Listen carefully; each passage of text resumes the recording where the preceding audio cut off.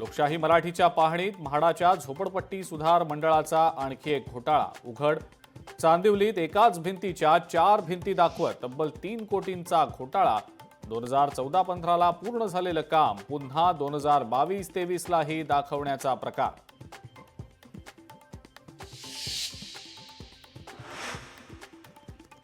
संतोष देशमुख हत्या प्रकरणात धक्कादायक माहिती समोर। एका व्हॉट्सअॅप ग्रुपवरनं 12 मिनिटात तब्बल 4 व्हिडिओ कॉल। आरोपी कृष्णा आंधळेच व्हिडिओ कॉल करत असल्याचं आरोपपत्रात नमूद।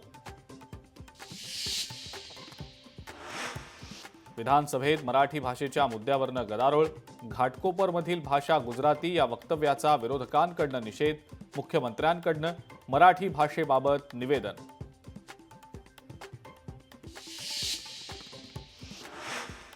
बदनामीकारक वक्तव्य केल्याप्रकरणी मंत्री जयकुमार गोरेंकडनं हक्कभंग प्रस्ताव दाखल। संजय राऊत, रोहित पवार, जितेंद्र आव्हाड आणि एका यूट्यूब चॅनल विरोधात हक्कभंग। विधान परिषदेतल्या 5 रिक्त जागांसाठी भाजपकडून 6 नावं चर्चेत। राम सातपुते, केशव उपाध्ये, संदीप जोशींसह जगदीश मुळीक, संजय केनीकर, प्रमोद जठार यांचीही नावं चर्चेत। छत्रपती संभाजीनगरमध्ये 2 धक्कादायक घटना उघडकीला।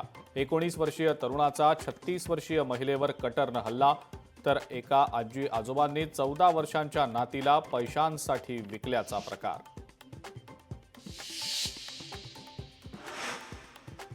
धनंजय मुंडेंच्या राजीनाम्यानंतर रिक्त झालेल्या मंत्रिपदावर नवीन मंत्र्यांची नियुक्ती होणार नसल्याची माहिती। अन्न आणि नागरी पुरवठा व ग्राहक संरक्षण खात्याचा कारभार आता उपमुख्यमंत्री अजित पवारांकडेच असणार।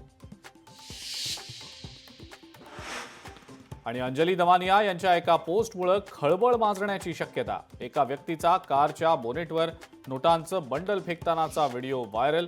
हाच तो सतीश भोसले का? अंजली दमानियांचा व्हिडिओ पोस्ट करत सवाल।